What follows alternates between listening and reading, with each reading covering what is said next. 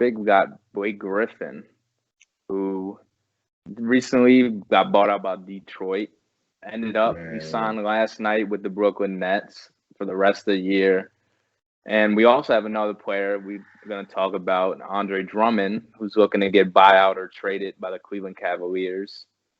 So, Justin, how do you feel about Blake Griffin to the Nets, and where do you think Andre Drummond should go? it won't affect them in any way. It won't affect the Nets in any type of way.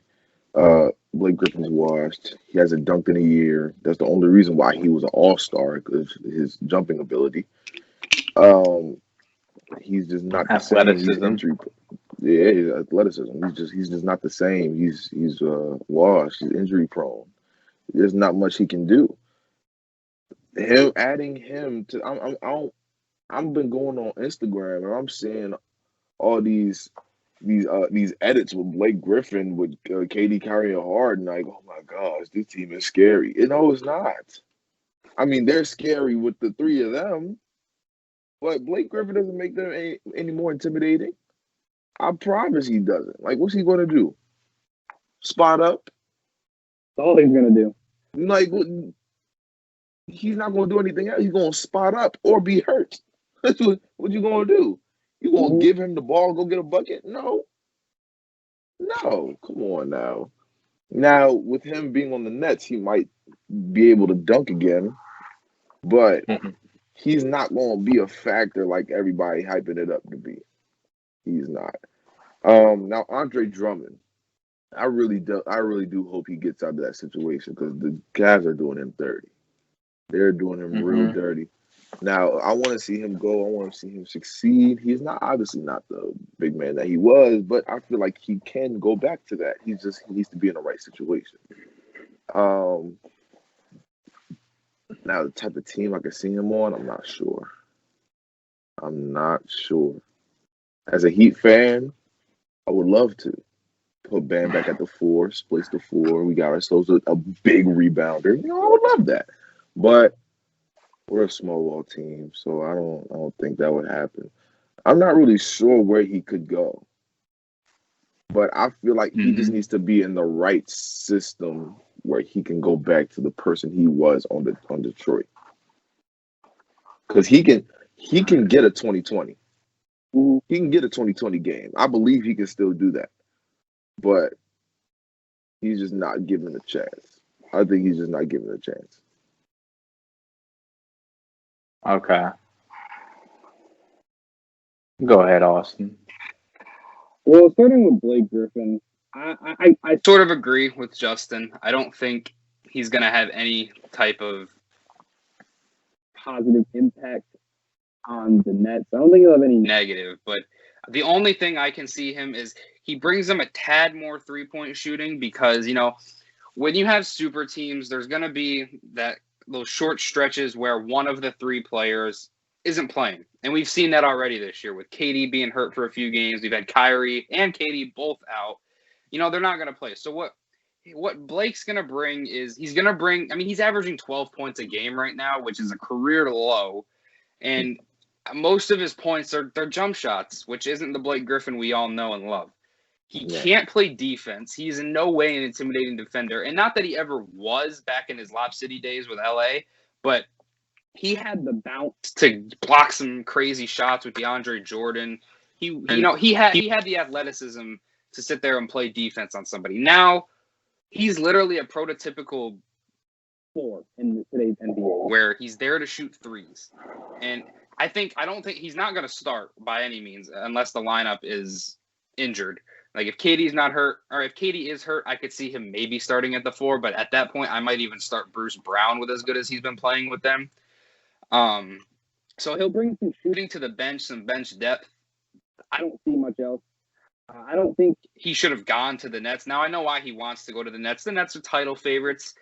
If I was a betting man, unless somebody gets hurt to the point where they're going to miss the playoffs and the finals, I don't see the Nets losing the finals.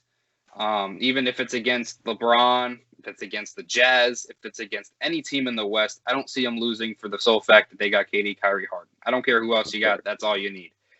I don't think he should have gone to the Nets. I think there's three other teams that would have fit him a lot better. I think one of those being the Warriors, with his, he's not the greatest 3-point shooter in the world. I think he's shooting somewhere, I want to say he's shooting somewhere around like 37%, which isn't bad by any means. And it's a little above average, I want to say, for the NBA. But with the way the Warriors like to shoot the ball and the fact that they don't have any shooting from the 4 spot, being they only have Draymond Green, and who else do they run at the 4? I know Eric Pascal can shoot a little bit, but he's more of a mid-range kind of guy. So that brings him some shooting from the 4 if he went there. And they're doing good for what I thought they were. I didn't think they'd be a playoff team, and I believe they're like the 6th seed right now, something like that. They're playing better than expected, especially with missing Clay for a second straight year. I also had the Heat on there because the Heat have a deadly 3-point attack with Jimmy Butler. He's a great 3-point shooter. Not really this year because he's having a little bit of a down year. He's had some injuries, so he's had to battle that out. Duncan Robinson, it would have just added to the 3-point attack that the Heat have, and it would have benefited them, I think, because then they could have. They're a small ball team, so they would have ran him at the 4 and Bam at the 5. Like I said, I still don't think he starts, but he would have given y'all some bench depth and 3-point shooting, which is what he's going to do for any team, is bench depth and 3-point shooting. And the other team was the Celtics, and the Celtics is probably the only team I would have said he could probably start. And the only reason I say that he could have started is because then you could slide Jaylen Brown down to the 2, you could slide Tatum to the 3, and you could play him at the 4, which would give Tatum and Brown their own advantages, being that they're a little taller for the positions. For those positions, they're a little undersized for what they play now, in my opinion, but it would have given them better strengths for the entire team. Not so much that he would have benefited them himself, but just his presence, being able to slide everybody up the lineup, would have benefited the Celtics. And then for Andre Drummond, I don't think he's going to get bought out. If he gets bought out, that's $28 million that Cavs would have to pay. That's not money the Cavs want to spend. They have the money to do that if they really needed to, but at the point, I just think they let him stay there. Andre Drummond's an interesting player because when he was in Detroit in his early years, I used to have the opinion that he was a top 3 center in the league, that with his dominant rebounding and the fact that he could just score under the rim, no post moves, but he could just score under the rim on layups at will in his earlier years. I had him as a top 3 center in the league. Now, as his career's gone on, and we all have a friend that has said this before, Andre Drummond can drop 30 points and 20 rebounds in a game and have no impact. Mm-hmm. And for some of y'all hearing that, you might think, what the hell are you talking about? That's 30 points and 20 rebounds. It is. Right. But there's just something about Andre Drummond to where no matter if he plays good or he plays bad, it doesn't seem to affect the game in any way, shape, or form. And I think part of that is because of the modern NBA. There's so many 3-point shooters that you have all these people on the bench scoring 10 points, 15 points, even 6, but they're all 3s. So it's kind of canceling out the fact that he drops 30 points all under the rim and stuff like that. So, and I think he still is that center. He's tried to add the 3-point shot to his game, which hasn't come to fruition. I don't think it ever will. As to where he should go, if the Cavs decide to trade him, they're not going to get anything for him. I have 3 teams that could trade for him. One being the Knicks, and as a Knicks fan, I don't want this to happen, but I've seen a lot of talk that we would be the front runners to trade for him. If we were going to trade for him, only thing I would offer is I would offer him Austin Rivers. I would offer him a 2nd-round pick, and if that didn't get it done, throw in one of our young guys like Iggy Brasdinkas, because he's not going to play for us in the actual league. He's been playing decent in the G League when he does, but this season he's just been sitting on our bench. I don't think he's played a minute this season. So getting rid of him is not going to hurt us. I think he's okay, but getting rid of him is not going to hurt us. And with Mitch being hurt until possibly early April, it would give us some sort of presence. He's not a defensive big man like Nerlens Noel, and I think if we did trade for him, I think we still start Nerlens Noel in the absence of Mitch Robinson. But the Knicks is one. The Celtics is another one. He's not, like I said, he's not defensive, but the Celtics are a severely undersized team because outside of Taco Fall, they don't have a single person on that roster over 6'9", and that being Tristan Thompson, who's literally Andre Drummond light. He's just significantly worse version of Andre Drummond. So if you could give him the Celtics could give the Cavs something like a 2nd-rounder and Grant Williams, something like that. It gives the Cavs another bigger guy, somebody that's smaller but can play the bigger position of power forward. It'll benefit the Celtics in somewhat. It gives you a good rebounder, which, like I said, you have in Tristan Thompson, but when he's not in the game, you don't really have anybody that's going to snag you boards. Taco Fall doesn't play enough, and even if he does, I mean, he's 7'5", but he's not going to get you 10 rebounds a game. He just doesn't have the movement and the box out skills and the awareness to do so, in my opinion. And then the last team was the Clippers, because they're also another. They're smaller. I mean, they have taller centers, but their best center is Zubac, and he doesn't really have much of a presence in the game. He doesn't snag you a lot of boards. He doesn't score many points very often. I think the Clippers, if they gave him two second rounders, and if they need to throw in a player that the Cavs can get rid of in a year, they throw in Patrick Patterson, because he's on a 1 year. So after this season, I think I want to say he's on a $3.8 million contract for 1 year. So, after the season, he's off the Cavs book. They get 2 seconds.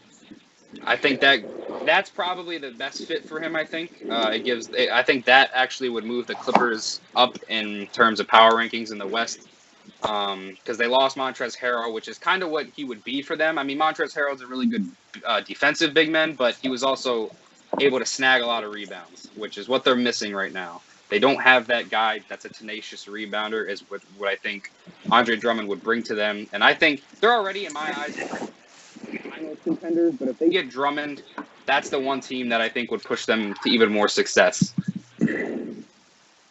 Okay. Yeah, that's some good points. For me, Blake Griffin, I want to see him go to the Lakers right now.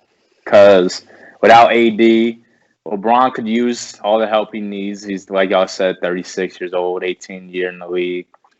So without AD right now, getting Blake Griffin, that would help him a little bit, especially if Blake Griffin can at least put up like 15 points a game and 6 rebounds. That would help LeBron. They can do like a lineup with Schroeder, KCP, LeBron, Blake Griffin, and Marc Gasol. It's not that bad. They don't really have a rebounder as AD would be, but Blake Griffin, if he can get 6 boards, that would be significant, in my opinion, compared to what he will probably do on the Nets. I mean, people have been joking, what if Blake Griffin comes back? He's just been playing bad on purpose, so he can look good on the Nets. That's what people have been joking around. Like almost like Harden did to get his way out of Houston. Harden came out to practice, wasn't in shape for Houston, calling out his teammates and whatnot, got traded immediately. So people were saying Blake Griffin probably pulling the same stunt just to be great on the Nets like he was on the Clippers. I don't think that'll happen. But I'll definitely think he'll get a lot of looks now. They got Joe Harris, Kyrie, KD, Harden. So those boys are going to be the main scorers, like main people the teams are going to look out to guard. Blake Griffin, he can come in. On the Nets, I'd probably say he can give you an efficient 14, possibly off the bench, like you said. I don't really see him starting. I like him off the bench because I like Joe Harris starting. So that's not a bad pickup. I mean, more offense, defense. That's what they really need is a defender. So, like, if Andre Drummond would have went there, you can move DeAndre Jordan back to the bench or Andre Drummond off the bench, either or. That's more defense and rebounding at that center spot, which is what they want to work on, in my opinion. So that's how I feel with that. But where Andre Drummond should have went, there's 2 teams that I've been hearing about a lot. I like the Raptors the best. Him on the Raptors, it would be. I think it was a trade with. Gosh, I can't think of his name. I want to say Norman Powell, but he's been playing good. If they can keep him, but get Andre Drummond and they would have a lineup of. They would have Fred VanVleet, Kyle Lowry, Fred VanVleet, OG Anunoby, Chris Boucher, who's having a great year, and Andre Drummond.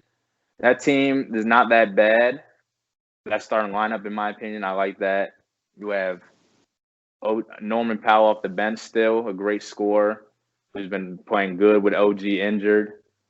So, that team always well coached. They could pull an upset in the first round because people still don't see him. You also have Pascal. I forgot about him. when he plays. I'm gonna say you won't put him to the bench. Yeah. Probably. Pascal can start. Pascal will still start. For Beyblade himself. But I think if they got Andre Drummond, that would be the best fit, in my opinion, for them. There was another team with the Bulls, but I don't think the Bulls need him because they're rebuilding still. And so they got Wendell Carter. They just want to work it out with him. In my opinion, that's what they should do. But like I said, I like Andre to the Raptors. That's my favorite place. And Blake Griffin, I don't think his effect's going to be that big on the Nets. I think they're still going to do as expected this season, which is go to the chip at least. So, yep, that's what I got for the two bigs. I mean, I'm reading something as of right now, said about an hour ago. If Drummond does get bought out, the Lakers would be the top interest. The Lakers have a top interest in anybody that Gets bought out, I swear. Or whatever Yeah. team LeBron's on has the top interest in anybody that gets bought out. I don't really need them. which just Adds to what we talked about earlier. All the help he you can get. Okay. Thank Moving on. Yo, thank you for watching this video. If you enjoyed it, like, subscribe, turn post notifications on so you know when we post next. All right, peace.